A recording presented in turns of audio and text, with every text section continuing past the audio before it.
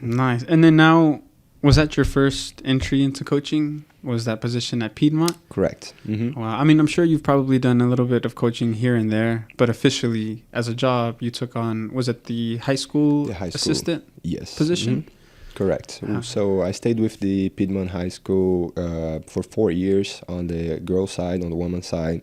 Had amazing years up there as an assistant with Brad Broker, one of my best friends, and I gladly can call him family now, And that was the best years of my life on the coaching side of things. I did some coaching back in Brazil, but nothing serious as we have up here. So I would say my first experience as coach on a professional level, I would say, or more professional setting, it would be like when we started off in Piedmont. We try to do things as much professional as we can, or plan it as we can to take the best of what we have. And I think the past few years, especially this past 4 years in Piedmont with the girls' side, has been amazing. And now Coach Brooker and we decide, okay, let's see what's next, and we made that transition to the men's side. So he's now the men's head coach, and he's killing out there. And I made playoffs on, I think it was for the first time on 6A. So it's huge for the school. And I'm helping on the middle school side. So very blessed for that opportunity too. So you do the women now by yourself as the head coach, or you're just still his assistant as on the boys' side? I just doing the middle school just as a head coach. Okay. Middle school boys, yes, and I help on high school here and there. Well, that's crazy. I mean, from when you started helping with Piedmont to where they are now, I didn't mention it in the intro, but you guys even won a state championship as well against, was it? Correct. Did you play in the final? We played against Bishop McGuinness. Bishop McGuinness in the final. That was the year that you guys played 3 times. I remember that. And if I'm not mistaken, you guys won the first one. They won the first one. You guys won the second one. And then the one that mattered went to Piedmont. I'll tell you, I'm there for 4 years, and I remember playing Bishop McGuinness multiple times. I think the only time we won was the state final. No way. Yes. We had some close matches every time, but we never able to pull that one. So on my second year, we went to the state championship game against Bishop McGuinness. That's right, the year before that. Yep, and we lost. I remember Taft Stadium was crazy that day, and we lost on a free kick from 4 yards out. Just amazing shots that not much our keeper could do. And then, 40 yards out. Yeah, that was just a knuckleball. The ball was traveling with like the crazy. Wind behind it. Nah. Yeah, and some lights in the eyes, and my keeper was like, where is this freaking ball? And ended up in the back of the net. So congratulations for Coach Call, amazing coach out there. And then the year after, we faced each other multiple times during the season, and then we faced each other again on the state final. And double overtime with 3 minutes left on the clock, we pulled the win. So that was amazing. So I feel huge for Piedmont community and then everyone that was part of that program, Yeah, that dude here for everyone. That was huge. That was huge. I was thinking back as you were telling me, since I run the Football Factory pages, that year I specifically remember how big that rivalry was. I mean, I'm not there physically, but seeing it behind the lens of Football Factory, I can tell that there was a rivalry between Bishop and Piedmont that had carried over from the year before. And being in the same district didn't make it easier either. Yep. And you're just watching them go, and it's like, who's going to be Piedmont or Bishop? And that basically was the storyline of the whole year that year, is who's going to come out top for it to come in the finals. Yeah. Did you do anything differently going into that state finals coming from the previous year? Because a lot of players are carrying that loss from the year before into this one. Do you think that may have been the difference maker, or what's the feeling like? 100%. Tell me about it. One of that's for sure the drive that we had behind of it, because of the rivalry that we had against them, and especially lost the state title on the year before, and the year before we also had a lot of injuries on the team. So the second year that we went to the state final with them, we had a better depth on our team, and such a great talented group of girls. And at the end of the day, I think the drive that they had to beat McGuinness on that final was the difference maker, How was it carrying the trophy? Dude, I have a memory on my head that was we driving back to Piedmont. I think it was 2 a.m. It was pouring water like crazy outside, and then in Piedmont on our main road, they have a lot of parents on the side of the road. Oh no! Wait, receiving like, you guys, receiving us back. That was unbelievable. Like fire department escorting us to the fields. That was one of the best memories that I have from here in America. So it was like again 2 a.m. in the morning, pouring water, and then a bunch of parents on the side of the road. That was amazing. Dang. To only have been able to coach high school for 4 years and accomplish that is huge. Huge. Do you see yourself maybe dabbling in the high school again in the future? Or? Yes. I would love to have done this year as well, but again, on the coaching side, you have to make those tough decisions. Where are you gonna be coaching, and that comes SNU in place. I really love that side of that place as well, and then SNU trainings are the same time as high school trainings, so I had to make a decision which school I would go with, and of course the college level, especially being on the men's side, was an amazing opportunity that I could let go. Yeah, you can't. So I stay with SNU and happy for that decision, and that's why I decided, okay, I never coached middle school soccer before, so let's see how things are gonna work out here in middle school now. Different schedule for them to practice with. Different schedule. So we practice early in the morning. The games are on spring, later on the day, so I don't have much conflicts with the SNU schedule, and ended up working out amazingly. Not only that, but then you're also, are you doing the boys or the girls? Boys. Boys. You're working hand in hand with the high school coach 100%. Saying, hey, I have these boys, we're working on this. And it helps the high school team because you get to fix problems before they arise to the head coach. That's the main goal. I've said this to you before, jokingly, but you got your hands all up in Piedmont soccer community. That's great. I do. I love that place. Again, it was the place that opened up the doors for me. So I'm very grateful for that place, and I always stick around with Piedmont as much as they want me out there. That's great. How did your middle school season go? Amazing. It's crazy. I would say on the men's side, we never give as much value to the middle school soccer as we now look into then. Coach Brooker, again, amazing person and coach. He values a lot development side of things. So that's why he asked me to help out with the middle school. And last year they come from 1 win in the whole season.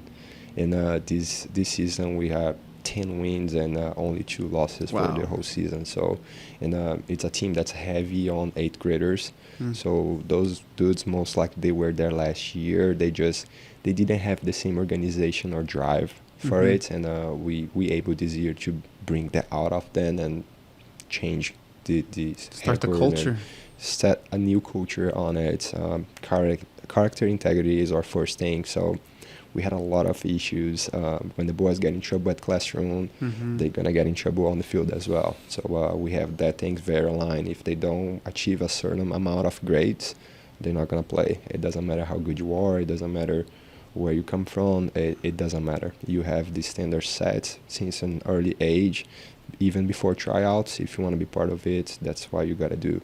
And it wasn't easy. That's really hard decisions to be making. Yeah, you know? Changing culture is not an easy thing to do.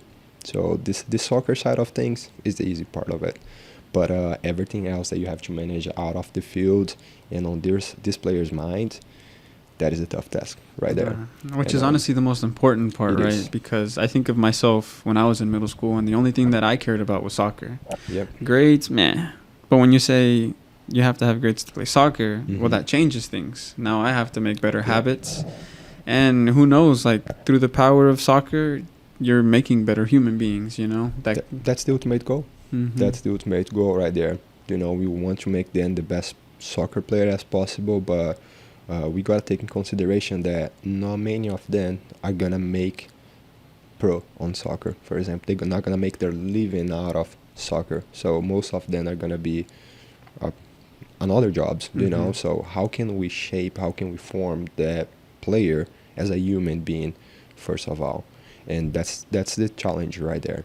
And I think we have been doing all right so far. Yeah, I mean, the first year is always the hardest, You got to break habits, start culture. But that once that second year, third year Yep. goes around, Yeah, it'll be. so I'm very, very excited for this first year. Again, we are able to change the results completely. We still have a lot of to change, like on the field, off the field, and we're gonna keep working for it. So we have one tournament that we're playing right now. It's supposed to be over this past weekend, but with all the rain, Yeah. it didn't happen on Saturday. But we're playing against Stillwater this upcoming Thursday, and it's gonna be a championship game. So it would be awesome for the boys to finish up the season with hardware, with Yeah, for sure. a trophy. So we'll see how things gonna go, but very, very excited for the group of boys that I have out there. I'm curious, how does middle school soccer work? Because high school it's obvious, every team in the state plays each other. But if I'm not mistaken, it seems like different middle schools don't play against each other, and they're just not in the same league. So I actually got that question a lot. Like, oh, do middle school soccer has playoffs and blah, blah, blah. State championship. State and I know some people want championship. them. I know Taft says we need to have it for middle school. Yeah, unfortunately, that's not how that works. All the games for middle school is most likely to be scrimmage games that we just schedule in between the schools. A lot of schools, they don't have middle school soccer. Like, big example, Yukon, just won 6A district, big school, great program, but they don't have middle school soccer. It makes no sense to me. Exactly. So hopefully they do have that on the next few years, because they have the players out there, And we ended up playing against a lot of different schools like Clinton, Choctaw, Stillwater. Sometimes you have to drive a little bit because of those programs. They have middle school programs, So hopefully for the next few years, that's a thing that is going to change more here in Oklahoma, and schools start valuing middle school soccer, or school soccer, let's say on that way, on an early age. Like Clinton, for example, they have their 6th graders playing on middle school. That's amazing. I would love to do the same in Piedmont if we could, but it's really a hard task, and hopefully it changed for the next few years. The next big schools like Yukon, some Edmond schools, they can have middle school soccer as well. Do you think it's something that can be achievable? Maybe having a state championship for middle school? Yeah. I'm not so sure. I defend the idea where middle school is about development, and if you put that on the table, a lot of coaches, it's going to change the culture of the game, and a way that some coaches are going to coach, where they're going to be looking too much for the result side of things, and the development's going to be aside. Here and there in a game or two, sometimes you have to make those tough decisions where one player doesn't play much to benefit the whole team, giving the best chance to win, and then maybe ended up winning. But I don't think that should be the ultimate goal. I think the ultimate goal should be develop those guys as much as you can, and as soon as they get to high school, okay, now things are going to actually matter, and we're going to go for the big competitions. It's a very valid point. The fine line between developing and winning. Yep. And, we know that in high school, it's kind of just comes down to winning. You don't have much time to develop. Yeah. But that supports the idea that you have of why middle school should be. That's why that middle school is so important. If you want to build a high school winning program, I think one of the keys is to have a middle school program where you're going to focus a lot on the development side of things. So you get those players ready to then compete big for high school, Yeah. And we'll touch on that, where the fine line between developing and winning comes for you in club. But to wrap up the middle school soccer and the Piedmont school soccer, Piedmont is in a competitive area.